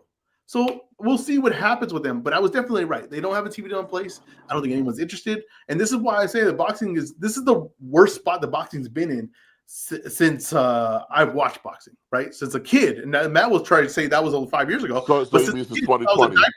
Yeah. So it's out in the diapers, right? Since I grew up in the 90s watching on HBO Showtime or Tuesday Night Fights or Friday Night Fights, right, on ESPN, or watching Tuesday Night Fights on USA, right? All this disrespect that Matt will say that I didn't watch boxing. But of course, when I grew up watching boxing, this is the worst state it's been in. And this is the least interest people have had in it. And you could see that we're not getting fights every week. I mean, just 2 or 3 years ago, I was going to fight 2 or 3 fights every week. Now I'm not getting anything. I mean, that's just honest truth. And if we're getting something, it's not from the major promoters consistently. So I think the lack of interest is there. I think that people don't trust the product. And most of the good product goes to a different country. Go ahead, Matt. I think Top Rank will have to deal for they're going to hit the ground and you're going to eat your words. That's it. You were breaking up a little. You broke up a little bit, but I think he said that Top Rank has a deal in 2026. They're going to hit the ground running, and I'm going to eat my words. Yeah, and you're going to eat your words. That's it. Okay, we'll see. Well, just curious, it's this same people that are running Top Rank. Yeah. Okay. All right. You didn't ask that question, right, Ezra? But we're going to move on to quick hits. That shit over, Matt. I had to ask it in a certain way for a certain reason. That shit over. Ain't nobody. They want somebody in front of them, and then ain't nobody going in front, like Ezra said. Take their ass to Tubi. Nobody want them. They have no stars. They already on Tubi. Look, real shit. Who was their stars? Last time they had Crawford, Lomachenko, and other guys. Who they promoting to other people? Lopez, Abdullah Mason. He'll pay me. They ain't got no fighters over there. No star power. Shoo Carrington. Ain't got nobody, man. Keyshawn. Yeah. He's reliable. Realistically, though, there's like 3-4 stars in boxing. Period. What about Shoe York? Shoe York, my guy, Shoo. Yeah. But you don't support him. You don't like Shoe. I do. Shoo became a big star. I'm messing with you now. I'm messing with you, man. No, but no, I'm saying like if you're going to a network, you gotta give them something. They ain't giving them nothing. So I mean, I'm with Ezra, man. They nobody want them. So they just sitting around. That's why they fighters going elsewhere. Norman don't own a Turkey card and what? Somebody else. Don't not right. They got to fight on somebody else's card. I mean, like I said, everyone's building their schedule with top-ranked fighters. That's just the truth of it. If you talk to any of the promoters, they're all talking about fights that they're making with top-ranked fighters. Yes, in 2025. In 2025, Ezra. Bro, going forward, listen to these guys talk about their schedule going forward. They're talking about top ranked fighters. Top ranked Met. Top They ranked. might be managers going forward. I mean, that's honest truth. I never thought I'd see the day. Y'all hating We'll on see. Top I guess Rank. we'll have to wait and see what happens with this because one of you is going to be right and one of you is going to be wrong. Take the hate out your heart. It's hard for me to believe the Top Rank's just going to go out like that, but it's looking like they Ezra's won't. right. They could take that Golden Boy deal at the zone. If Matt will try to say I'm wrong, but they'll take that Golden Boy deal at the zone. They going out like Triple G. All right, let's run through these quick hits here. Kubrat Pulev is set to defend his WBA title on December 12th against Murat Gassiev. Matt, who wins this bout? That is a lot of meat, baby.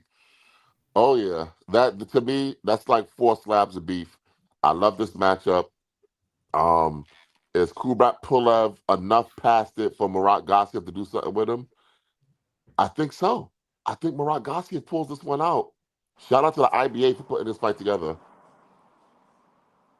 I mean, it's unbelievable. This fight's an actual real thing. I don't know why Itama didn't take that fight and just pull it out to Pastor. But yeah, I think Gassiev has a good chance. I think Matt's right. TY, you got any thoughts on this fight? It's gonna be a draw. All right. Rashidi Ellis is set to fight Javier Fortuna on November 1st. Any thoughts? Matt, I mean, you've been pushing for a Rashidi Ellis fight for a long time. What card is this going to be on? They have their own card. Okay. You hear the way he said that? Is it going to be televised? Did you hear the way he said that? Yeah, I did. Is it going to be televised? We're going to move on, but this is the last question. Is it going to be televised? Would they fight a Hitman Jim? Hey, all right. You know what?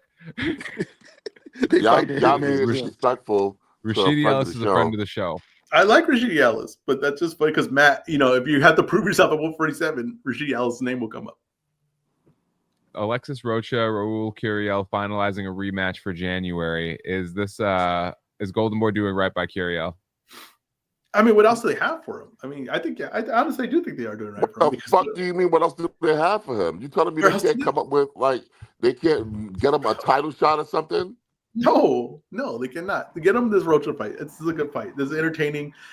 Let me say, I don't know what you expect of Curiel's career, but this is a good, entertaining fight, and this will build his name a little bit more.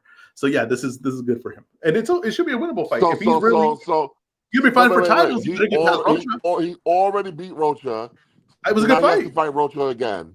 It was a good fight. It's a good fight. It's okay to run a good fight back. Like, what's wrong with that? And let me tell you something. If you're a world champ, dispatch of Rocha a little bit more handily. You know what I mean? Like, I'm just saying, like that's it. That's it. It's all right. That's a good fight. Golden Boy making tough fights on a lower budget. Rashidi Ellis Golden Boy. Rashidi Ellis beats Rocha. Hold on. Rashidi Ellis beats Rocha, gets put on the bench. Raul Curiel beats Rocha. You got to fight Rocha again to get to the next level. Hey, I didn't like what they did with Rashidi Ellis. Who is Rocha fucking? I think is this a new segment of the show? No, I think Rocha loyal and he always available when Golden Boy need him. Yeah, he do his job. The loyal soldier. Now, let me tell you something. With I don't know, you threw me off with whatever you were saying right now. I guess the Golden Boy. I forgot what you even said. I don't remember. It pissed me off. Whatever you said pissed me off. All right. No, I know the same. Golden Boy is, and this is for movie heads. They are A24. They are A24. They have they make indie films, but they always put out a good product. You want it once you see, you're like, that's probably going to be good. A24 is behind it. That's probably going to be good. No budget, great product. Exactly, and that's what Golden Boy does. They put the thing. And I'm like, you know what? I got to watch it. I was critical of Golden Boy for a long time, but now. You said it's going to A24 is a great comparison. Hey, Ty, I love that. I might be right on that still, but let's see. All right, so we got last item we have here on the rundown here for today is Francisco Verón versus Roy Maenvilla to headline November 21st Pro Box TV card in Fort Lauderdale, Florida. What are we thinking about this fight? Tell us what we think, Matt. I like it. All right. I like it. Listen, I like Maenvilla. I like Roy Maenvilla. Now he's back. Now he's on Pro Box. Let's see if he can do something at 154 because this is a junior middleweight fight now. Let's see if he do something at 154. He already got knocked out at 54. No, he got knocked out at 7. No, that was at 54. It was at 47. What? Oh, Wait, question. I could be wrong. What happened to the guy that knocked him out? Ricardo Salas, Yeah. he's been fighting. He's a knucklehead fighter. Oh, okay. I haven't seen him. You know, I didn't think you ride that momentum. I see him on TV a little bit more. Well, What happened to because the kid that beat Jared Hurd? you don't follow boxing. If he was an MMA fighter, you would know exactly where he's at. Oh, is that right? Yeah, What guy Matt- that beat Jared Hurd? The kid that beat Jared Hurd, the Mexican kid. What happened to him? What's his name? Which one? Jared Hurd last fight. The Mexican kid beat him up. What's his name? Let me see. See, I thought y'all was boxing heads. Johan Gonzalez. Yeah, what happened to him? Well, that's the problem. You said Mexican. He's Venezuelan. Oh, I'm sorry. Well, if he would have said Venezuelan, you would have knew who that was and where he was. Yeah, yeah. Because Johan my Gonzalez God. is the dude I that apologize. fought. He fought on the Tim Tszyu Brocken Berzaliev card. So yes, I would have known. Well, Okay. he's been on ice since then. Yeah. Okay. Yeah, but he's just All right. he's just like a gatekeeper for the guys at 160 and Well, 154 for PBC. Well, gatekeepers need a home too. Yeah, All right, so man. when they have somebody who they wanna, have a fight that can see if they're at that level, you'll hear Johan Gonzalez's name again. All right, In the Matt, meantime, his ass is back in Colombia, Venezuela. Who is Matt? Who is the podcast gatekeeper? Like, who is the guy that, like, you have to be able to argue with this guy and have a better argument than this guy to be like at a level, like a respectable level on a podcast game? Like, who is that guy? See? Yeah. That's That's crazy. exactly what you're talking about. That's exactly what you're talking about. All right, Ty, you have one more question before we close out today's show? Yeah, cause I was off and on. Do y'all think they can make the Boost versus IBF champion? I don't want to butcher his name. He called what is out that? Boost online. Or is Yeah, that they can Bach? make Which the one's that? Bakram. I think Bakram is the That's champion. Bakram? Yeah, No, Baccarat. Oh, no. No. What's the other one? Oh, No, it's the answer's no. Barao. Oh, you're saying the answer is no. Well, I don't know why they couldn't make that fight. Maybe, I don't know. Here's a funny thing. It was a funny tweet, that someone put out there. Of course, we're all going to know like the argument against it. But they put, man, Bakram hasn't fought since he fought Tim Tszyu. They were like, man, he's truly the boogeyman. Like, that's a hilarious thing to be like, hey, this guy, whoever's running this guy's career sucks. Yeah. Like, you know what? Let's put some glitter on it and call him a boogeyman. Like, that's not saying what you think it's saying when you tweet that out. This guy hasn't fought since then. Wow, everyone's afraid of this guy. Hilarious. He with main events, right? Is he with main events? I'm not sure. But All right. Backroom is with main events. Yeah, Kathy Okay. Duva. Okay. Yeah, they need to get his career going, get him in a fight. It's funny, like, I'm waiting for a big payday. Hey, you haven't fought in years. Maybe fight for little paydays over that time, and you'll make what you're waiting on. Fight for about a few small paydays, and you'll make it there. How much money have you lost in the last year and a half, 2 years? How much money have you lost then? Is that payday going to make up for those 2 years? Yeah. I guarantee when he gets his fight, yes, because he might have lost one of those fights. Well, let's see, but maybe not, right? Like, 'cause I don't think he loses. Do you think he loses to what's his name? Taylor? He doesn't believe it. Who's this Mando? Who's this guy? Josh Kelly. Josh Kelly. Sorry. Pretty boy Kelly. Yeah, Kelly. I don't think he loses to Kelly. Right? Who So, like, buying I'm that just fight? curious. Who buying when the he fight? gets He a with main fight, events. Who and buying the fight? Ezra? and he hasn't fought in a year and a half, right? He hasn't fought wherever time span he fights, and he fights for $700K. Well, hell, that's the money he lost in that time span. He lost. Like, he could have fought all these fights and then fight for $700K. That's the part I don't understand business wise. That's the part I'm confused about. All right, make sure you I follow. told him almost a year ago that he needs to fight somebody instead of trying to wait to fight Virgil Ortiz and Fedor. Like, bro, you don't mean anything to them. They will be fighting each other. They won't be fighting you. They'll be fighting each other and making money. You need to fight these other guys that's been calling you out. He wanted to act like he was too good to fight them, and he sat on the shelf for a fucking year. I don't feel sorry for him at all. I know we mock Andrade's career, but Andrade got paydays. He got paid. Yeah, exactly. He stood earning a check. Matt, it's one. So follow Ezra at Twitter, Ezra Boxing. He promises nothing. He will deliver something throughout the week. Follow Keep It 100 Boxing 2 on Twitter, Sunday Morning Sermon. every Sunday. We'll go over NFL, sports, everything that's going on.